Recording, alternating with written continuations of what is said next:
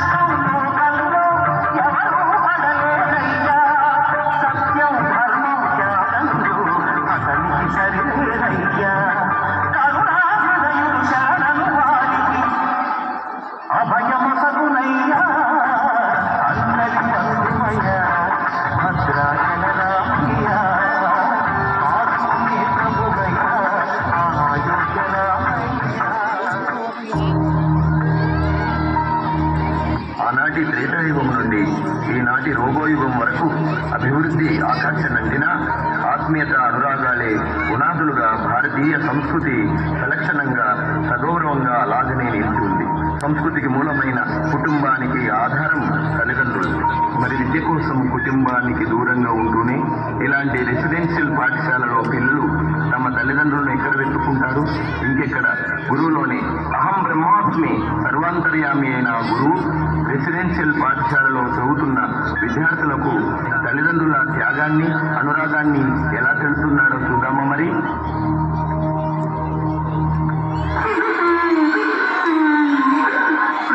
ఎందుకలా ఉన్నావు? అమ్మ గుర్తుకొస్తుంది మేడం. మీ అమ్మ కూడా మనసులో నీకోసమే బాధపడుతూ ఉంటుంది. అమ్మ అంటే నాకు చాలా ఇష్టం మేడం. నీవు లేకుండా నీకు ఇష్టమైన భోజనం కూడా అమ్మ తినదు. ఆమె చేతులెత్తి ఆ దేవుడికి నమస్కారం పెట్టినా అది నీకోసమే. ఎల్లప్పుడూ నీ మంచిగా కోరుకునే నీ తల్లి నీ బాగు కొరకు ఇంత పెద్ద పాఠశాలలో చదివిస్తుంది. మరి అమ్మ కోసం అలా బాధపడుతూ ఉంటే అమ్మ ఆశలు, కోరికలు ఎవరు తీరుస్తారో చెప్పు. జననము లేదు, శ్రీలేనిదే శక్తి గమనము లేదు.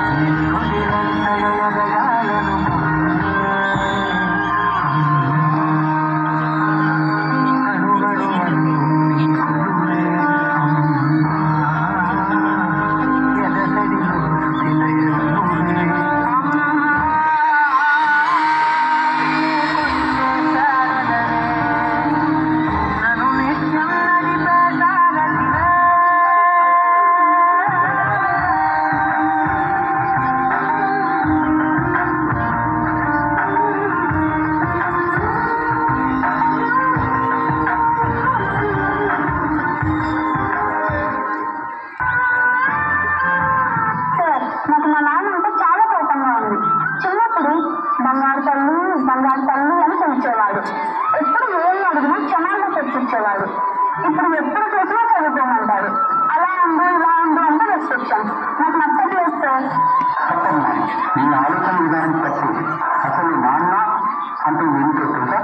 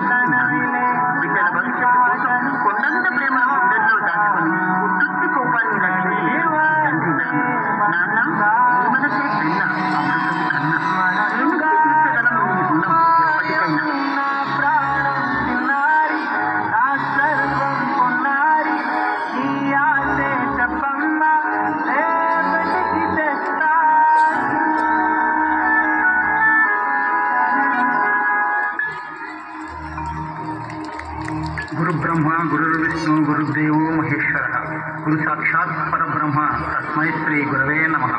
ప్రపంచానికి తన మాటతో ప్రవర్తనతో మార్గాన్ని నిర్దేశించేవాడు గురువు. గురువు అంటే పాఠాలు చెప్పి మార్పులు తెప్పించేవాడు మాత్రమే కాదు, నైతిక విలువలు నేర్పే తల్లి, భవిష్యత్తును చక్కదిద్దే తండ్రి, చందమామ కథలు చెప్పే తాతయ్య. అందుకేనేమో తల్లి, తండ్రి, గురువు దైవం అంటారు. పాఠశాలలో గురువు బంధాలను కలుపుకు వెళ్లే ఆత్మబంధు. చదువు నిమిత్తం కుటుంబానికి దూరమైన మానసికంగా వారిని కుటుంబం అనే బంధంలో ముడివేసే రక్షాబంధనం గురువు. గురువే సకల ధర్మాలకు బంధాలకు మూలం. మాతృదేవో భవ, పితృదేవో భవ, ఆచార్య దేవో భవ, ఆచార్య దేవో భవ.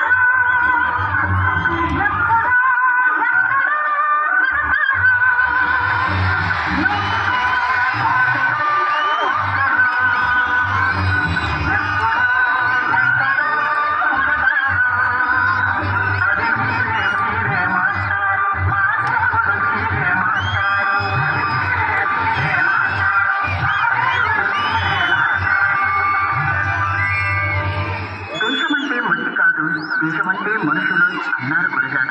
దేశమంటే ఓ మంచి సమాజం, సమాజం అంటే ఓ ఆదర్శవంతమైన కుటుంబం, ఆదర్శవంతమైన కుటుంబం అంటే మళ్ళీ తల్లి తండ్రి గురువు దైవం వీరందరి అడుగుజాడల్లో ఆశీస్సులతో రూపుదిద్దుకునేది కుటుంబం. ఏ దేశమేదినా ఎందుకు